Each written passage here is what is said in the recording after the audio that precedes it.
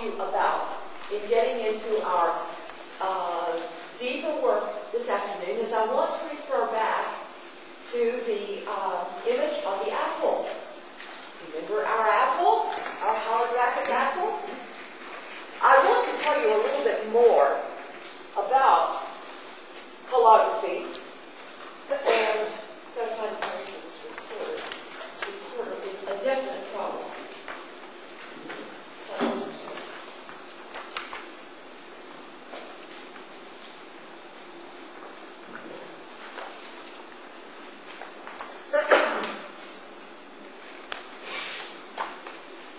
And I want to actually apologize that I wasn't clearer about, I think I was rushing so fast past the subject thinking it was complicated that I really didn't get across to you something important about holography. Holography is actually an electronic picture that is taken of an object. And that picture is sandwiched between two pieces of glass that will stand up to strong laser light. And when the laser light is passed through it, then you see the object that was photographed. Okay? Now the important point I want to make is that it's laser light that turns this, which would be on the film of the hologram.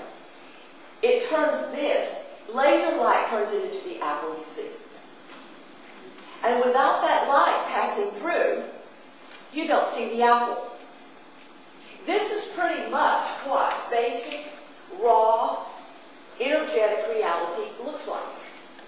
And when laser light moves through it, we begin to see the objects that we've memorized and learned in our world. This is pretty much what it looks like. Now I want you to look at your own picture, and you tell me if there are any straight lines in there. All circles. Even large, large eddies. From the tiniest circles to the large, large eddies. It's all circular. No straight line. Now, I want somebody to tell me one of the simple indigenous qualities of light.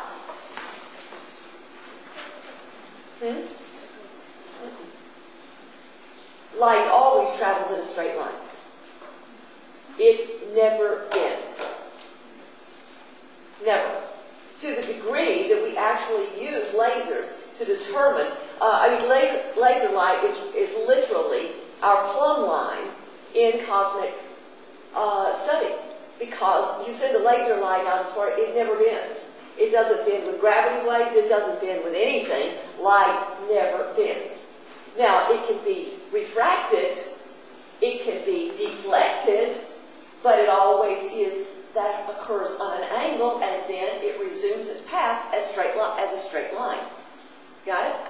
In other words, light never bends. It's always straight.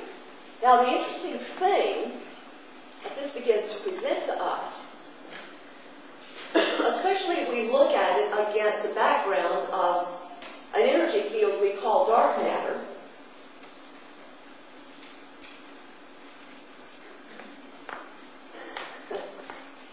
is light really basically what's creating this dimension. If you notice, this dimension of structure is really built around straight lines. Our buildings stand up by straight lines. Our energy flows by straight lines.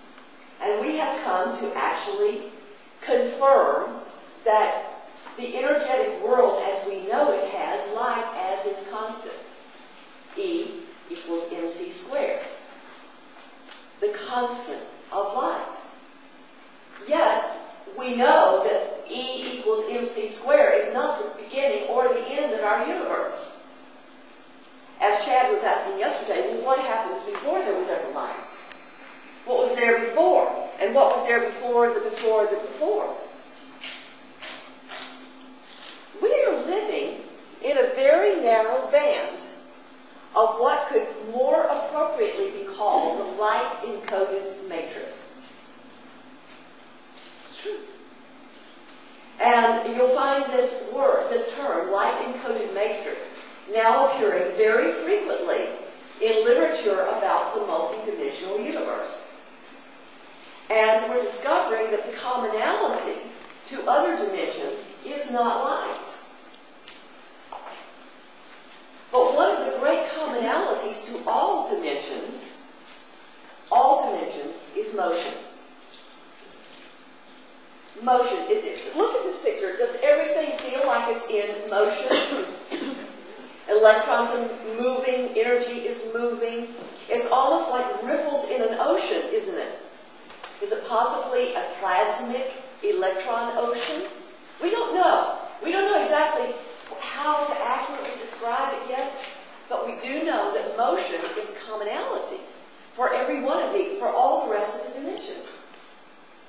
We also know that we feel motion as this thing we call emotion. Emotion is energy in motion.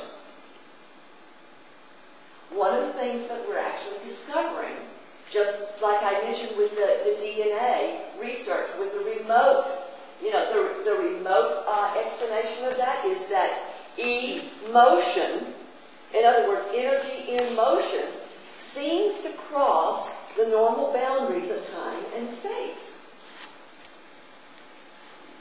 And most of the people that I have personally talked with who have had near-death experiences or experiences in other realms, they usually associate it as opening up with a feeling, an emotion. The first thing they felt was a feeling, whether it was joy or exhilaration.